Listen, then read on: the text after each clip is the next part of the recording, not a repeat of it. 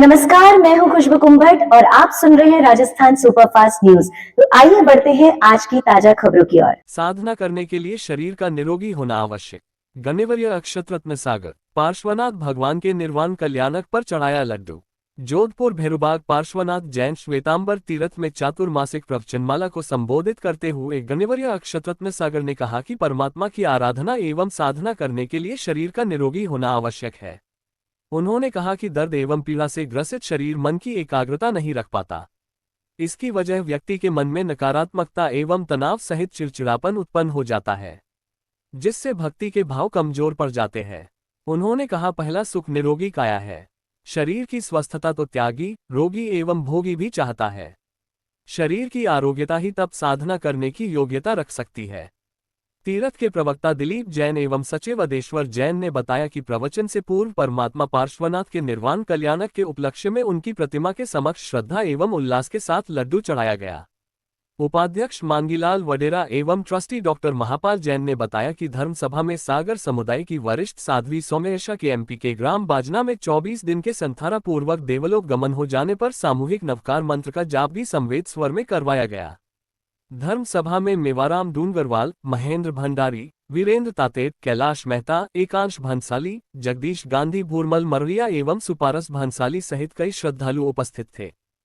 शरीर बचना चाहिए, पैसा जाएगा तो चलेगा, पर शरीर आप इस बात को बोलते हो, प्रैक्टिकल प्रयोग में लाते। अगर प्रैक्टिकल अगर आप प्रयोग में ले आए तो शरीर को बिगाड़ने की नौबत भी नहीं आती। तो इस शरीर के ऊपर हम कहाँ पर बैठे, हमारी हालत आज कैसी, इसके ऊपर मुझे विचार और चिंतन करना, थोड़ा सा मुझे सोचने की आवश्यकता है कि मैंने शरीर को कहाँ देखा, मैंने आइडेंटिटी क्या है। आइडेंटिटी की बात कर रहा हूँ, मन पे भी जाऊंगा, आत्मा पे भी जाऊंगा, पर पहले फर्स्ट स्टेज की आइडेंटिटी को क्लियर करूँ। जिसको आप लेकर करके बैठे हो, सबसे ज्यादा प्रायोरिटी लेकर के बैठे हो। लगता है मैंने आपके सामने कैरेक्टर और गलत पूछा होगा तो आप कैरेक्टर को अवॉइड करके गलत बोलते तो समझ में आता। पर हेल्थ और वेल्थ में भी हमारा टारगेट, हमारा फोकस कहाँ पर? हमारा फोकस सिर्फ और सिर्फ वेल्थ पे लगा हुआ है, हेल्थ पे आया ही। वो ये तीनों व्यक्तियों को चाहिए, त्यागी को भी स्वस्थ शरीर चाहिए, रोगी को भी चाहिए और भोगी को भी चाहिए। वे दीक्षा लेने के लिए जब गुरुदेव के पास गया था तब गुरुदेव को सबसे पहले मेरा श्वास है। हाथ बेटी का हाथ देने किसी को भी जाते तो सबसे पहले क्या देखते हो? उसका स्वास्थ्य देखते हो, उसके बाद दूसरे नंबर की। तो हमने इस हेल्थ को कितनी प्रायोरिटी दे रही है। व्यक्ति को छोटे स्टेज का कैंसर हो और वो 500 करोड़ की प्रॉपर्टी लेकर के बैठा हो और उस समय वो एक ही चीज सारे डॉक्टरों से बोलता है, साफ संपत्ति जो चाहिए वो ले लो, पर इसमें से मुझे लगता है कि हमको कहाँ वो शरीर की आइडेंटिटी को लेकर के मैं बैठा हूँ, पर उसको भी संभालने का काम मैं कर पा रहा हूँ या नहीं कर पा रहा हूँ, ये विचार नहीं है। इसके ऊपर मुझे चिंतन करना पड़ेगा, इसके ऊपर मुझे मंथन करना पड़ेगा, इसके ऊपर मुझे सोचना पड़ेगा। इस शरीर की भी केयर मैंने करी है कि नहीं करी, शरीर के बाद सारी चीजें आएगी। इसके ऊपर हम आगे देखेंगे तो अगले भगवान की आज्ञा की वजह से शरीर में पोटेंशियल है। जब तक भूख नहीं तब तक भोजन नहीं, और भूख लगने के बाद भी जितनी भूख उतना भोजन है। भूख को थोड़ा सा खाली रख करके भोजन करें।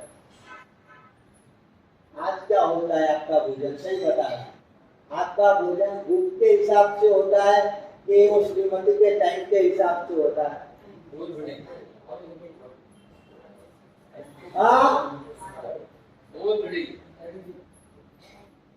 वो भिड़ी वो भिड़ी